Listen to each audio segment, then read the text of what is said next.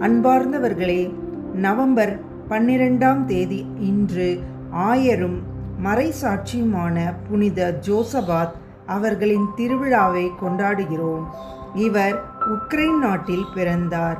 திருச்சபையில் பிரிந்து சென்றிருந்த கிறிஸ்தவர்களை உறைமையின் திருத்தந்தையோடு மீண்டும் ஒன்றிணைக்க இவர் தனது வாழ்வையே அர்ப்பணித்தார்.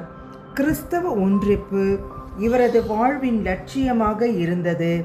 இவரது இந்த ஒன்றிப்பு பணிகளுக்காக இவர் பல எதிர்ப்புகளை சந்தித்து இறுதியில் கொடூரமாக கொல்லப்பட்டு மறைசாட்சி மகுடம் சூடினார்.